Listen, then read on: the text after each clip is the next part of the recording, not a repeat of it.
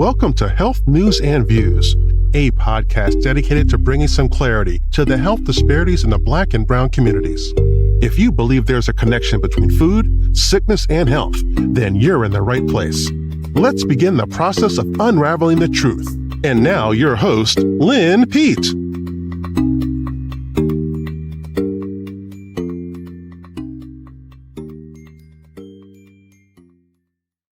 And welcome to another episode of Health News and Views, Food, the Final Frontier. I am your host, Lynn Pete. On today's episode, we will examine a situation that has been in the news quite a bit lately. And let's talk about forever chemicals. Have you heard of them? So exactly what are these forever chemicals? Are they just a buzzword or a real threat?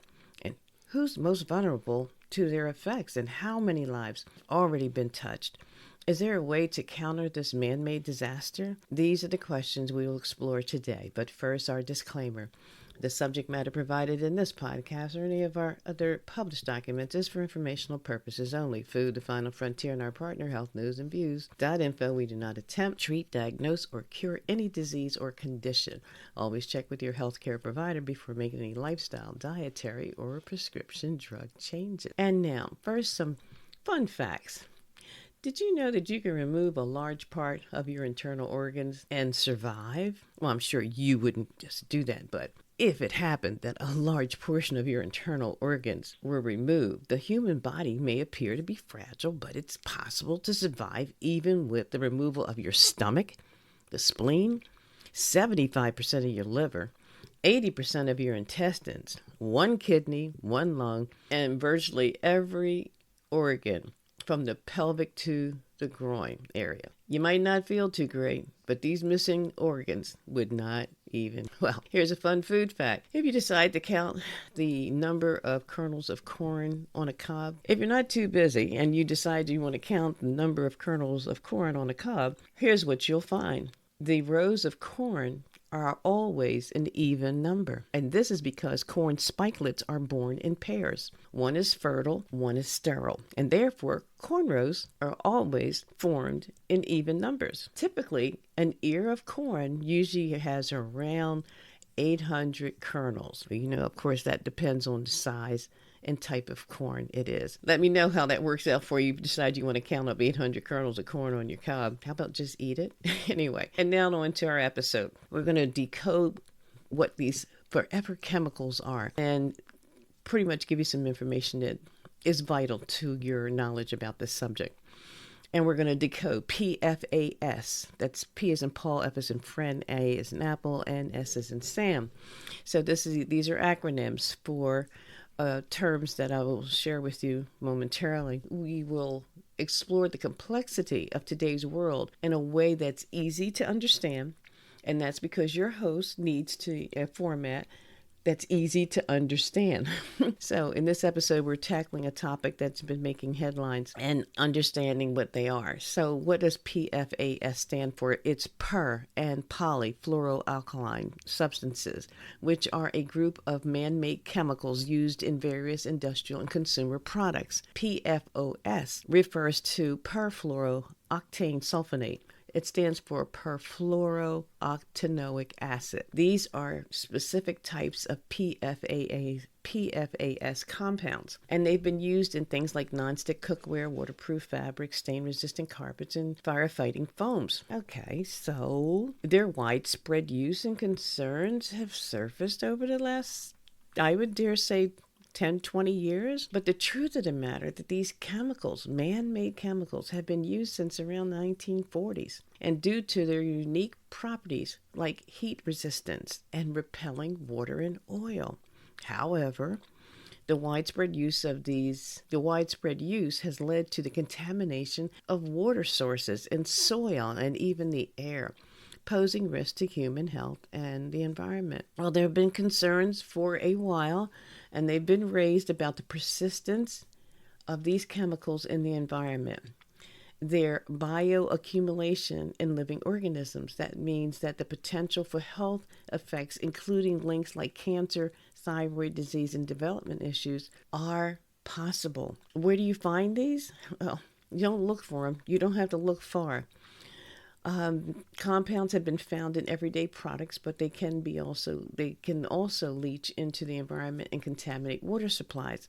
They've been detected in drinking water sources across the globe, particularly near industrial sites, military bases, and areas where firefighting foams have been used. And a study done at a major university says that 96% of humans and domesticated animals have been exposed, and these chemicals have been found in our blood. Here are a few examples found where these PFASs and PFOS chemicals may be found. Non-stick cookware, pots, pans, baking sheets, and anything non-stick coating may contain a PFAS chemical to prevent the fruit from sticking. However, here is a caveat. If you have a pot or a pan that has been scratched on the surface, it's advisable to throw the cooking vessel away, and that is because the chemical that was protecting the non-stick surface is gone. So now that chemical will be consumed along with your food.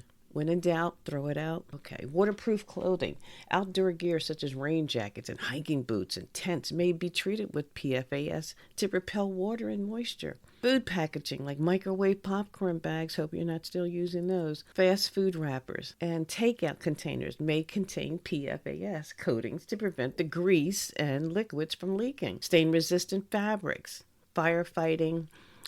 Let me just go back on that. Stain-resistant fabrics such as your furniture, upholstery, carpets, rugs may be treated with chemicals to resist the stains and spills. Firefighting foam. It's aqueous foam, film-forming foam, or AFFF, used by firefighters to extinguish fires, especially those involving flammable liquids, and may contain these chemicals. Personal care products, some cosmetics, skin care, and even dental floss may have these same PFAS ingredients. Electronics. Your electronic devices such as your smartphone, tablets, and computers may also have, you might find those chemicals in the circuit boards and the casings for your computers.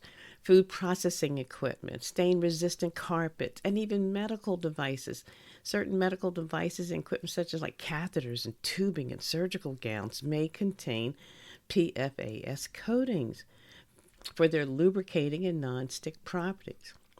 Well, according to the NRDC, that's the Natural Resources Defense Council, they said these products came about because they were used to make products that were grease-proof, waterproof, stick-proof, and stain-resistant.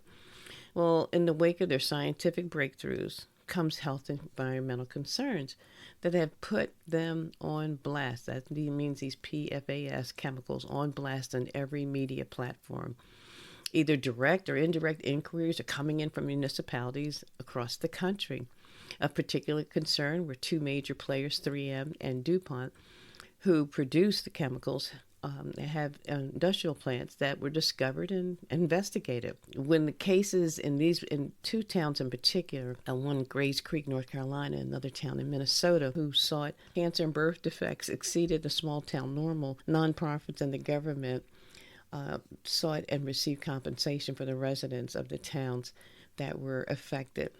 One was in Grays Creek, North Carolina, and the other in Minnesota. And 3M and DuPont paid hefty, not $1 million, just no. $685 million, I believe, was one of them. That was for DuPont, and another large settlement just like that for 3M as well in Minnesota to clean up the mess that they had made in these towns. Well, the health and environmental concerns have been exposed. A link is possible to some illnesses, and if you or a family member are near any of these plants or think that you may have been exposed to these PFASs, here are some potential side effects and health concerns that you might want to review. Cancer. Certain PFAS chemicals have been classified as potential carcinogens, with studies suggesting associations between these chemicals exposure and increased risk of certain cancers like kidney, testicular, and thyroid cancers. Immune system dysfunction. This has been linked to the suppression of the immune system, which can impair the body's ability to fight off infections and disease. Reproductive issues, yes, including reduced fertility, pregnancy complications, and altered hormone levels. Developmental delays, prenatal exposure to PFASs has been linked to developmental delays in children, including delays in growth, learning, and behavioral development. Liver damage. thyroid disorders. Cholesterol levels have increased. If the cholesterol levels, including the LDL, which this chemicals cause that to increase while decreasing the HDL or the good cholesterol. Kidney function. Studies have suggested association of this exposure to these chemicals impair kidney function, including decreased kidney function and increased risk of kidney disease. What do our government agencies say about this? It's important to note that while these potential health effects have been observed in studies of PFAS exposure, more research is needed to fully understand the long-term impacts and mechanisms of action in these chemicals on human health.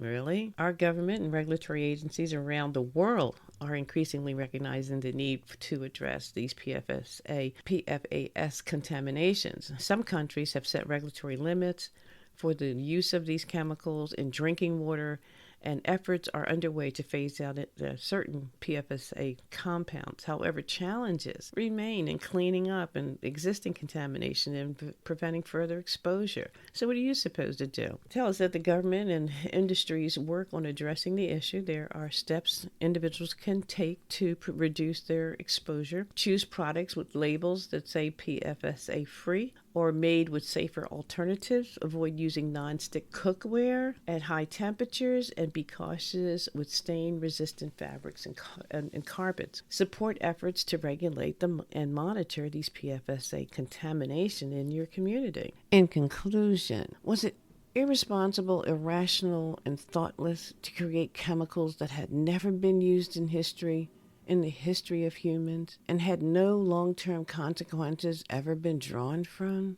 How big is the scientist's ego? The real meaning of ego was revealed to me some time ago. It means easing God out.